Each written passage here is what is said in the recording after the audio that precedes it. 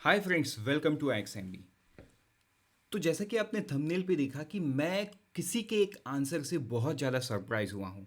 You know वो surprise की वजह से it led me think why people with high paying private jobs living for SEBI. अब जब मैंने ऐसा सोच ही लिया है तो मैं ये आपसे बिना बताए कैसे रहूं। इसीलिए मैं एक स्टोरी के फॉर्म में वीडियो बना रहा हूँ। बहुत छोटा सा वीडियो होगा, आप इसको लास्ट तक देखो। Probably it will be a motivator factor for you.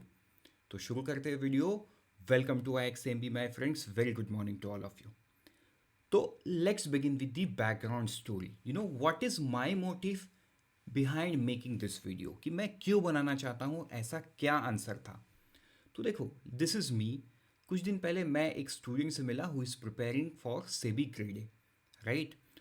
तो he is an IITian. अभी बातों बातों में ना I got to know the company he is working for. Probably I cannot reveal it here, but आप ऐसे समझो कि दुनिया के जो सबसे बड़ी टेक्नोलॉजी कंपनी है उसमें काम करते हैं। Probably it can be Apple, it can be Microsoft, it can be Amazon, it can be Oracle. तो इन चार पांच कंपनीज में से एक कंपनी में बहुत ही अच्छे पोस्ट पे हैं and he is drawing salary in very good numbers, right.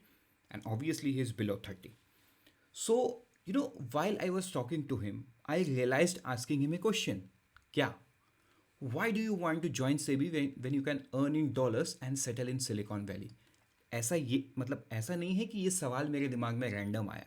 बातों बातों में मुझे उसने बताया कि उसका जो H1B1 वीज़ा है, जो यूएस में काम करना अलाउ करता है, वो वीज़ा भी इन प्रोसेस है, बट उसको वो टाल रहा है। दैट मेक मी थिंक कि बंदा इतना अच्छा सैलरी विड्रॉ कर रहा है, इतनी अच्छी कंपनी में है, probably he has a very good chance when you go to US, when you go to settle in Silicon Valley, जिसको लेट्स नॉट डिस्कस दैट। मतलब he has a very bright career in terms of money and obviously in terms of career. आज के दिन में आप सुंदर पिचाई को देखिए, सत्य नंदेला को देखिए, how big they are. They have grown from this small city in India. So that made me realise कि बंदा क्यों से भी ज्वाइन करना चाहता है। So I asked him this question and my dear friends, I was literally surprised by his answer. मतलब आप सोचो, उसने ऐसा क्या ही बोल दिया। 2-3 सेकंड के लिए तो मैं भी सोच में पड़ गया, यार मैं क्या सुन लिया हूँ। बट ऐसा नहीं है। It was his clarity. I was actually surprised by his clarity. उसका जवाब तो नॉर्मल ही था, जो आपको मुझे भी पता है, लेकिन उसके दिमाग में जो क्लैरिटी था अपने लाइफ को लेके कि मुझे क्या करना है, कि मैं क्या कर रहा हूँ और मुझे क्या करना है, he was very much clear. तो इतनी अच्छी क्लैरिटी आती कैसे है, वो हम डिस्कस करेंगे इस पे।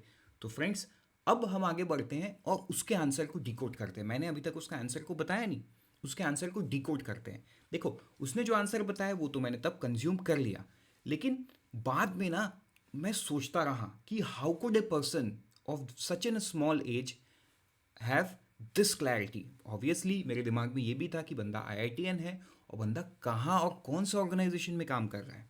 सो मैंने कुछ रिसर्च किया बेस्ड ऑन हिज आंसर। तो मुझे क्या मिला, देखो, number of people investing in stock market in various countries across the world. तो ये एक डेटा देखते हैं। तो अगर मैं यूएस की बात करूं, ठीक है, यूएस की बात करूं, देखो 33 करोड़ का पॉपुलेशन है, उसमें 55% लोग, मतलब 50% से ज़्यादा लोग कैपिटल मार्केट में इन्वेस्ट करते हैं, ठीक है। अगर मैं यूनाइटेड किंगडम की बात करूं, जिसको हम बहुत जल्दी ओवरटेक करने वाले हैं, right, in terms of economy size, जिसका पॉपुलेशन मात्र 7 करोड़ है, वहाँ पे 33% लोग इन्वेस्ट करते हैं। अगर हम चाइना से कंपैरिजन करें, बिकॉज चाइना से हमारा कंपैरिजन आसान होगा, just because we are almost similar in number of people, right, but obviously not in number of resources. China 140 crore लोगों में, वहाँ पे 13% लोग कैपिटल मार्केट में हैं। हम 138 करोड़, मतलब हम 140 करोड़, आप समझ लो कि 140 करोड़ के आसपास है हम भी, लेकिन we are only 3%। So only 3% of the Indian are there in capital market, ठीक है। हम ब्राज़ील और इंडोनेशिया की बात तो नहीं करेंगे। सो दैट मेड मी थिंक कि ये 3% लोग कैपिटल मार्केट में है, तो बाकी पैसा क्या सेव नहीं करते? मतलब बाकी जो 97% लोग हैं, क्या ये पैसा सेव ही नहीं करते? तो मैंने और थोड़ा सा रिसर्च किया और थोड़ा सा रिसर्च करके मुझे बिजनेस स्टैंडर्ड के एक आर्टिकल में जो 2021 में पब्लिश हुआ है, उसमें मुझे क्या मिला कि 48% जो इन्वेस्टमेंट है वो किस में है, प्रॉपर्टी में है। ठीक है।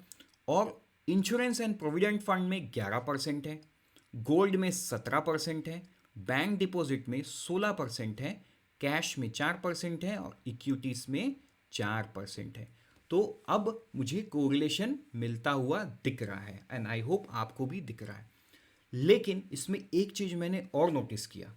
क्या नोटिस किया कि अगर मैं नंबर ऑफ डीमैट अकाउंट, मतलब डीमैट अकाउंट, देखो कैपिटल मार्केट में किसी को भी इन्वेस्ट करने के लिए क्या चाहिए, डीमैट अकाउंट चाहिए। तो अगर मैं डीमैट अकाउंट की बात करूं तो डीमैट अकाउंट फाइनेंशियल ईयर 17 से लेकर 21 तक ये एक्सपोनेंशियली बढ़ता ही जा रहा है। अब इसका मतलब ये है कि लोग धीरे धीरे धीरे धीरे कैपिटल मार्केट के टूवर्ड्स अट्रैक्ट हो रहे हैं। ठीक है। तो इससे मुझे और थोड़ा सा जिज्ञासा बढ़ा कि मैं और थोड़ा सा टॉपिक पे रिसर्च करूं और चीज़ों को मैं भी समझूं। तो मैंने थोड़ा सा और रिसर्च किया, लेट्स गो डीपर। तो डीप जाते जाते मुझे एक बहुत आसान तरीका मिल गया कि मुझे एक इकोनॉमिक टाइम्स का आर्टिकल मिल गया जो कि जून 18 में पब्लिश हुआ है, इंडियन कैपिटल मार्केट ड्यूरिंग अमृतकाल। अब ये अमृतकाल कब है, तो देखो इस साल हमने देश का आज़ादी का अमृत महोत्सव मनाया, मतलब we have completed 75 year of independence. So according to the Indian government उन्होंने बोला अब 75वां साल से 100 ईयर, जब हम आज़ादी का सेंचुरी मनाएंगे तो ये जो 25 साल का पीरियड है, 25 ईयर का पीरियड है, इसको हम अमृतकाल बोलते हैं। सो ये अमृतकाल में इंडियन कैपिटल मार्केट कहाँ जाएगा। तो देखो मुझे सिंपल से 2 पैराग्राफ मिला जिसमें सब चीज अच्छे से डिफाइंड था। ठीक है। क्या डिफाइंड था कि 2000 मतलब जब हम 100 साल मनाएंगे 2047 तक हमारा जो जीडीपी का साइज रहेगा वो आज के यूएस इकोनॉमी से ज़्यादा रहेगा। मतलब आज का US economy somewhere around 24 trillion है। ठीक है। 24 यूएस डॉलर ट्रिलियन, बट हम तब रहेंगे somewhere around 30 US dollar trillion.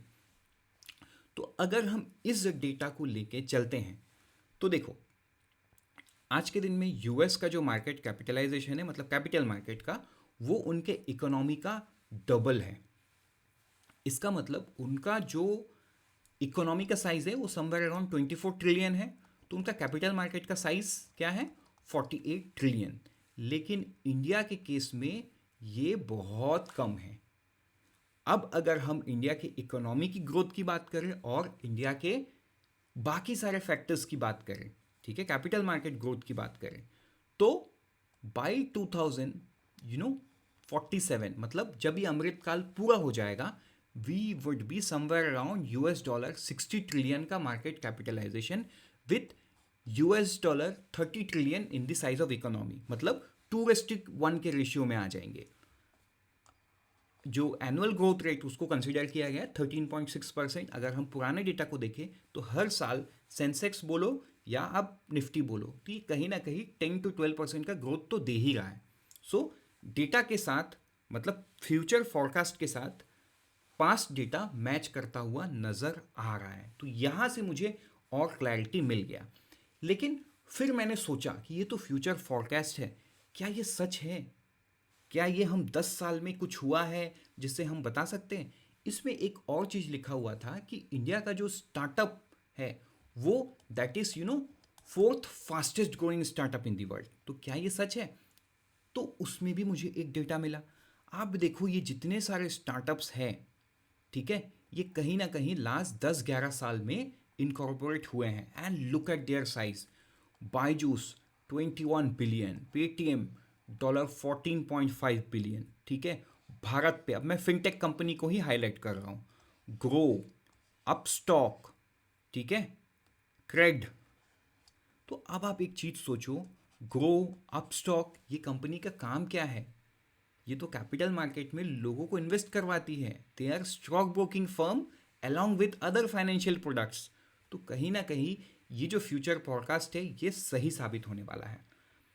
अब हम समझते हैं कि ये पॉसिबल कैसे होगा, है ना, ये समझते हैं। तो देखो अब ये समझाने से पहले मैं उस स्टूडेंट का जवाब आपको बता दूँ मैंने अभी आपको जो भी चीज़ समझाया ये उसका जवाब था। उसने एग्जैक्टली यही चीज़ बोला कि इंडिया में आज कैपिटल मार्केट में सिर्फ 3% लोग हैं। तो सर सेबी कितना कितना पावरफुल है आज। और आज अगर मैं सेबी के साथ करियर शुरू करता हूँ, अगले 20 साल में मुझे पता है ये 3% से somewhere around 30% people coming to capital market. तो तब का सोचिए, तब सेबी कहाँ जाएगा एंड तब मेरी ऑर्गेनाइजेशन किस लेवल पे रहेगी। Probably I would be representing one of the world's biggest capital market regulator in the world.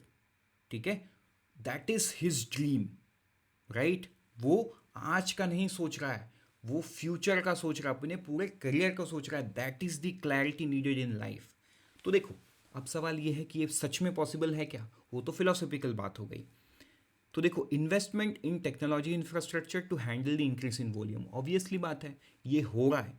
ये ना केवल एनएससी कर रहा है, बीएससी कर रहा है, ये तो आरबीआई भी कर रहा है। और जो प्राइवेट कंपनी है, फॉर एग्जांपल आप स्टॉक ब्रोकिंग को देखो, जो डिस्काउंट स्टॉक ब्रोकर है, ज़ेरोदा, अपस्टॉक, ग्रो, ये सारे कितना इनोवेशन करके स्टॉक ब्रोकिंग कर रहे हैं और लोगों को कैपिटल मार्केट में लाने के लिए they are doing best innovations.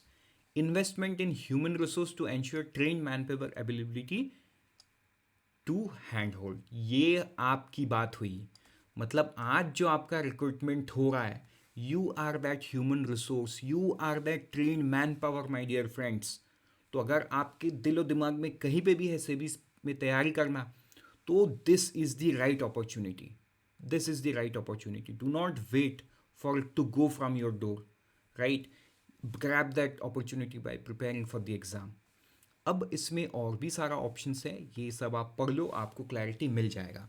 तो देखो, एक चीज़ मैं आपसे रिक्वेस्ट करूँगा कि अगर आपने वीडियो यहाँ तक देख लिया ना, कमेंट पे बस ये लिख दो कि हाँ you are preparing, right, so that it will motivate both of us, आपको भी मुझे भी, so that we can create some good content for you, right?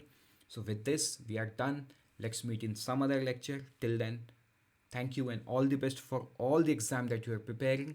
And always remember, IXMB helps you prepare 50% faster.